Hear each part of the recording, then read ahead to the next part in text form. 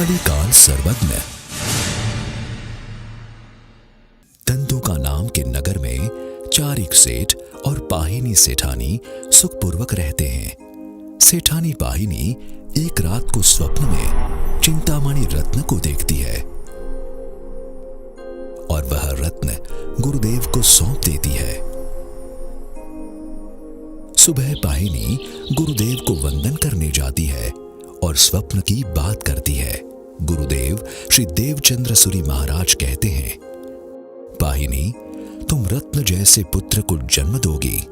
वह दीक्षा लेकर चिन शासन का सूरी सम्राट बनेगा। ईस्वी सन 1079 में पाहिनी पुत्र रत्न को जन्म देती है। उसका नाम रखते हैं चंगदेव। चंगदेव बड़ा होता है तब माता पाहिनी उसे गुरुदेव श्री देवचंद्र सूरी महाराजा को सौंप देती है। गुरुदेव चंगदेव को अपने साथ ले जाते हैं। 9 वर्ष की उम्र में चंगदेव खंभात में दीक्षा का स्वीकार करता है।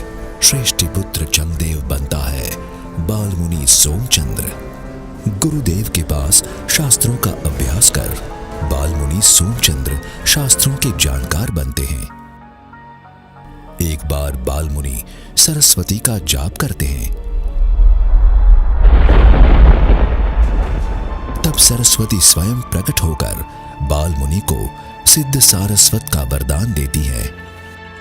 मुनि सोमचंद्र की योग्यता देखकर गुरुदेव श्री ईस्वी सन 1110 के साल में उन्हें आचार्य पद प्रदान करते हैं। मुनि सोमचंद्र का नया नामकरण होता है आचार्य श्री हेमचंद्र सुरेश्वर जी महाराजा। कलिकाल सर्वज्ञ श्री हेमचंद्र सूरी महाराजा राजा कुमारपाल को प्रतिबोध करते हैं। उस समय के दौरान देवबोधि नामक पंडित केले के पत्तों और कमल की नाजुक दंडी से बनी पालकी पर सवार होकर राजसभा में आता है। राजा कुमारपाल को मंत्र शक्ति से उसके पूर्वजों को दिखाता है और जैन धर्म का त्याग करने को कहता है। तब कलिकाल सर्वज्ञ श्री भी कुमारपाल को अपनी मंत्र शक्ति का पर्चा दिखाते हैं। एक के ऊपर एक इस तरह 7 पाठ पर बैठकर कलिकाल सर्वज्ञ श्री प्रवचन देते हैं। तब एक के बाद एक पाठ निकाल देने के बावजूद हवा में ऊपर रहकर कलिकाल सर्वज्ञ श्री को प्रवचन देते देखकर कुमारपाल को आश्चर्य होता है और कुमारपाल को उसके पूर्वजों को दिखाकर जैन धर्म का पालन करने को कहते हैं।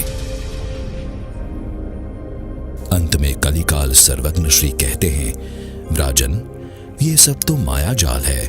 एकमात्र जैन धर्म ही सही है। राजा कुमारपाल जैन धर्म में दृढ़ श्रद्धावान होते हैं। कलिकाल सर्वज्ञ श्री के उपदेश से राजा कुमारपाल नियम लेते हैं कि बारिश के 4 महीने देव और गुरु वंदन के सिवा महल से बाहर निकलना नहीं है। इस नियम को जानकर शक देश का बादशाह कुमारपाल के साथ युद्ध करने आता है। तभी कलिकाल सर्वज्ञ श्री मंत्र शक्ति से उस बादशाह को बिस्तर के साथ पाटन में ला देते हैं। वर्ष में 6 महीने अहिंसा का पालन करने की शर्त पर राजा कुमारपाल उस बादशाह को मुक्त करते हैं। राज दरबार में एक बार कलिकाल सर्वज्ञ श्री अमावस्या के दिन गलती से कह देते हैं, आज पूनम है। तभी ईर्ष्यालु पंडितों को जैनाचार्य और जैन धर्म की निंदा करने का मौका मिलता है। इसीलिए कलिकाल सर्वज्ञ श्री शासन देवी की आराधना कर सिद्ध करते हैं।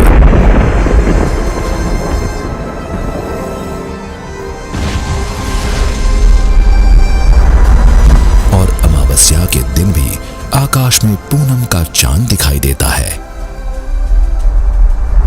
कलिकाल सर्वज्ञ श्री सिद्धहेम शब्दानुशासन, त्रिषष्टि शला का पुरुष, योग शास्त्र, वितराग स्त्रोत आदि 3.5 करोड़ श्लोक प्रमाण शास्त्रों का सृजन करते हैं और उसे लिखने के लिए राजा कुमारपाल 700 लहियों को रखते हैं।